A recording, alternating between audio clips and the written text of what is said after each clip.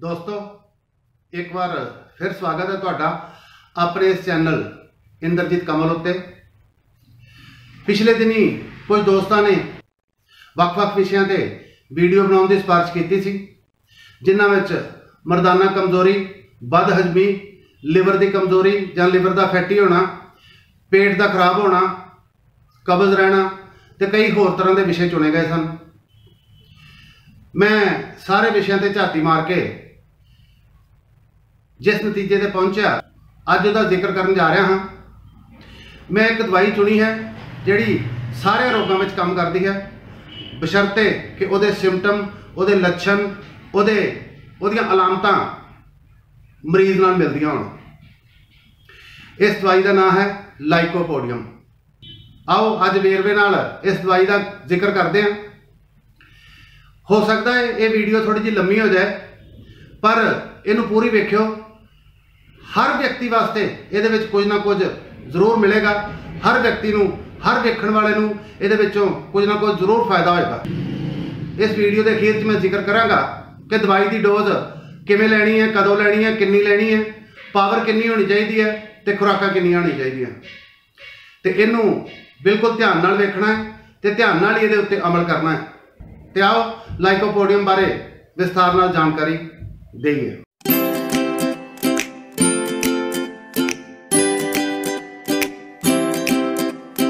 Lycopodium एक पहाड़ी जड़ी बूटी है जिन्हों नागबेली कहा जाता है। सब तो पहला लाइकोपोडियम वाले मरीज के मानसिक लक्षण दसते हैं, यानी कि उहदियां अलामतां। लाइकोपोडियम का मरीज बहुत ही डरपोक होंदा है ते किसी भी तरह की जिम्मेवारी लैन तो बहुत घबराउंदा है। कोई भी नवां काम करन लग्या, कोई इम्तिहान देन लग्या, कोई कारोबार करन लग्या, इत्थों तक कि यह विआह करवाउण तो भी घबराउंदा है। इन्हूं लगदा है कि यह जिम्मेवारी चंगी तरह निभा नहीं सकता, इस करके विआह करन तो भी इनकार कर दिंदा है। इन्हूं पेपर दे विच भी इस तरह लगता है कि यह फेल हो जाएगा। इन्हूं पेपर विच भी इस तरह लगता है कि यह फेल हो जाएगा, तो इन्हूं कारोबार विच भी इस तरह लगता है कि यह फेल हो जाएगा। इस तरह अपने जीवन साथी नाल संभोग करते समय भी इन्हूं लगता है कि कामयाब नहीं होएगा, इस करके ये उत्थे भी फेल हो जाता है। तो यह मर्दाना कमजोरी की एक वधिया दवाई हो निपटती है। लाइकोपोडियम का मरीज इन्ना डरपोक होंदा है कि वह उन्ना चिर उत्थे खड़ा रहिंदा है जिन्ना चिर उहदा पासा भारी होवे। जदों उहनूं लगदा है कि दूसरी पार्टी उन्हां दी पार्टी उत्ते भारू हो रही है तो उत्थों मैदान छड्ड के भज जांदा है। हमेशा ही लाइकोपोडियम का मरीज हमेशा ही अपने तो कमज़ोर नूं दबाउंदा है तो अपने तो ताकतवर के अगे दब जाता है। छोटी छोटी गल ते इहनूं बहुत गुस्सा आउंदा है, छोटी छोटी गल उत्ते खिज जाता है, लड़न तक जाता है। पर लड़दा उहदे नाल ही है जिहड़ा इहनूं बर्दाश्त कर सकदा होवे। जिहड़ा अगों गल पै जावे उहदे तो पिछे हट जाता है। इस तरह इहदे अंदर आत्म विश्वास की बहुत कमी हुंदी है। लाइकोपोडियम के मरीज का एक यह भी लक्षण है कि वह इकल्ला नहीं रह सकता। वो घर में कभी भी इकल्ला नहीं रह सकता, उहदे नाल कोई ना कोई जरूर होना चाहिए है, बेशक वो नाल किसी होर कमरे में होवे। लाइकोपोडियम के मरीज का एक होर भी सिम्पटम बहुत वधिया होंदा है कि वह खाना जां पीण वाली कोई भी चीज़, भावें वह चाह होवे, दुध होवे, उहनूं गरम गरम खाना पीना पसंद करता है। ठंडा खाना लाइकोपोडियम नहीं खाता, यानी कि लाइकोपोडियम का मरीज ठंडा खाना पसंद नहीं करता। वो चाह भी गरम गरम पींदा है तो खाना भी गरम गरम खाता है। अगर खाना पहला का पक्या होएगा, ठंडा हो गया होएगा तो उन्होंने कभी भी नहीं खाएगा। वो खाना गर्म करके खाना ही पसंद करता है। अगर लाइकोपोडियम के मरीज का कोई उस्ताद, कोई बॉस उन्होंने डांट फटकार लाता है तो बड़े आराम नाल जी जी करके सुन लेंदा है। पर अपना सारा गुस्सा अपने थल्ले काम करते मुलाजमां दे उत्ते झाड़ दिंदा है। उन्होंने चंगी तरह बोल बुलारा करके अपना गुस्सा ला लेंदा है। वधदी उम्र के आदमियों वास्ते जिहड़े 50-60 साल तो उपर हो जाते हैं, उन्हां वास्ते लाइकोपोडियम एक वरदान है। उन्हां दे शरीर में आई कमजोरी अते मानसिक दुर्बलता नूं यह बहुत वधिया ढंग नाल ठीक करती है। लाइकोपोडियम के मरीज की यादाश्त बहुत कमजोर होंदी है। वो चंगे भले जान पछाण वाले रस्ते भी भुल जाता है तो अपन चीज़ां किते रख के उन्होंने भी बहुत जल्दी भुल जाता है कि वह चीज़ उन्हें कित्थे रखी है। लाइकोपोडियम के मरीज की शरीर की बनतर कुछ ऐसी होंगी है कि उपरों उसका धड़ पतला होंदा ते लक तो थले जाके मोटा हो जाता है, जानी कि उपरों बिल्कुल पतला पतला शरीर होंदा है ते थल्ले जाके ये ठुलथला हो जाता है, मोटा हो जाता है, भारी हो जाता है। इहो जिहे मरीज नूं अगर लाइकोपोडियम दी जाए तो उन्हें बहुत फायदा करती है। अगर तुहाडी अख विच फिंसी हो जाए जिन्हों अंजनहारी कहते हैं, और अगर वो बिल्कुल नक की जड़ में अख के होंगी है तो वो वास्ते लाइकोपोडियम बहुत वधिया दवाई है, उन्होंने बहुत जल्दी खत्म कर दी है। इस तो बाद वारी आती है नक की। अगर तुहाडे नक विचों तेजाबी रेशा निकलता है, जानी कि तुहाडे नक विचों निकलिया रेशा तुहाडे नक नूं जां बुल्लां ते नक दे विचकार जगह नूं छिल दिंदा है, बिल्कुल खरीड़ आ जाते हैं, उत्ते जख्म बना दिंदा है, तो लाइकोपोडियम दवाई एक तुहाडे वास्ते बहुत वधिया है। ये बहुत वधिया काम करेगी, वो जख्म भी ठीक हो जाएंगे और रेशा भी बंद हो जाएगा। अगर किसी के दंद में दर्द हो तो दंद को इस तरह टच करना भी बर्दाश्त ना कर सके तो वो दवाई भी लाइकोपोडियम होंगी। उस तो बाद वारी आती है मूँह की।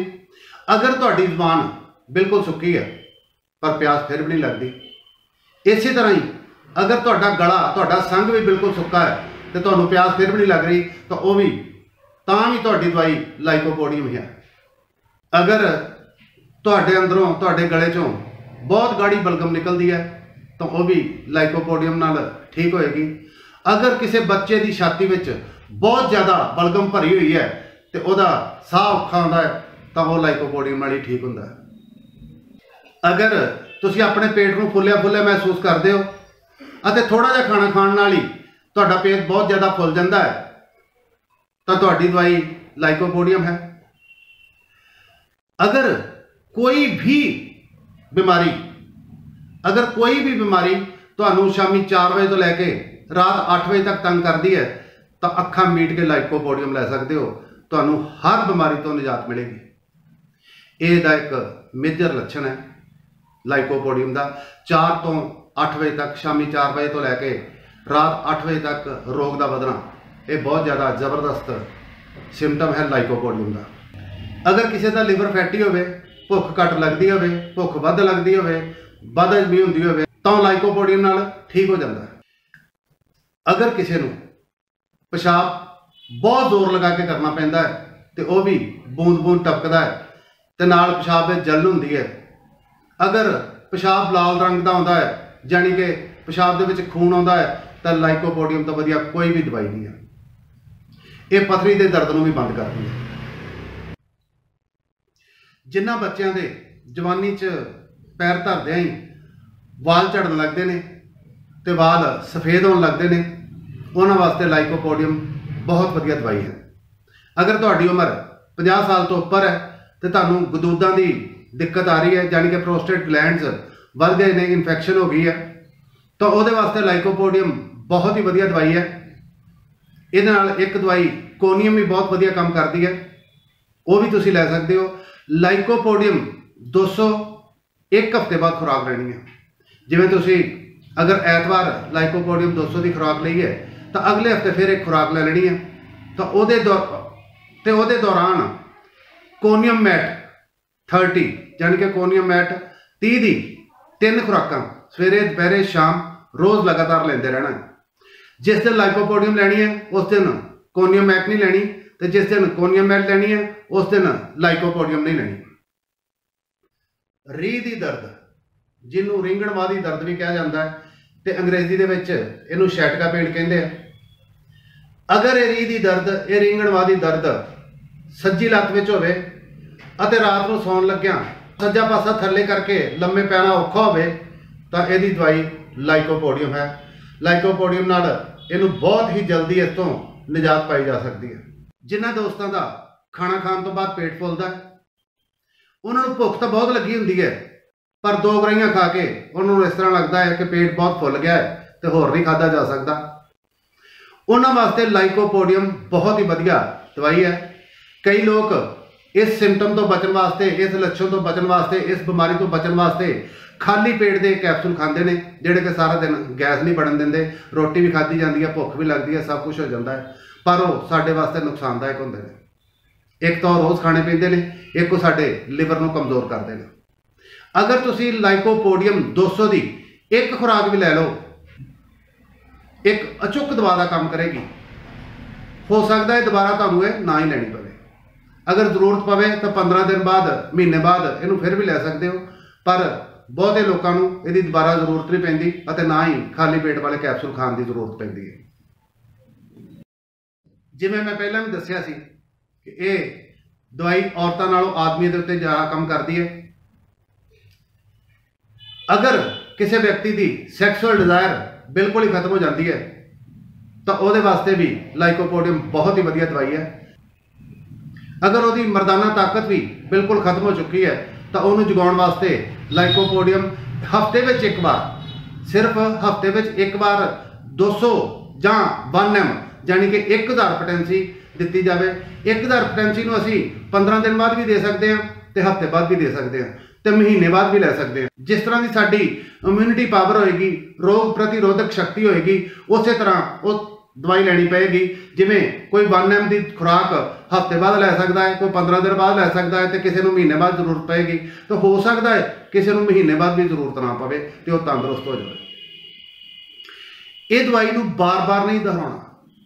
सब तो वड्डी गल जिहड़ी मैं शुरू च कहा सी कि मैं तुहानूं दस्सांगा कि यह दवाई किवें लैनी है, किन्नी लैनी है, किन्नी मात्रा में लैनी है, किन्नी ताकत में लैनी है, तो किन्नियां खुराकां लैणियां।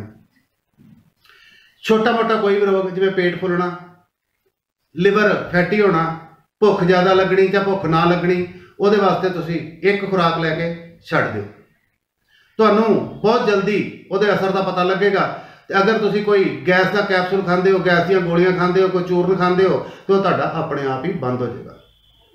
अगर दोबारा जरूरत पवे तो उस हफ्ते बाद, 10 दिन बाद, 15 दिन बाद 200 लाइकोपोडियम 200 दोहरा सकते हो, दोबारा लै सकते हो।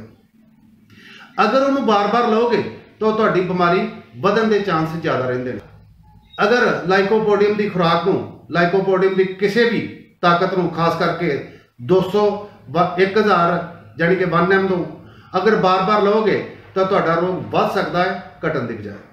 इस करके इनू दवाई को बार बार दोहराना नहीं है।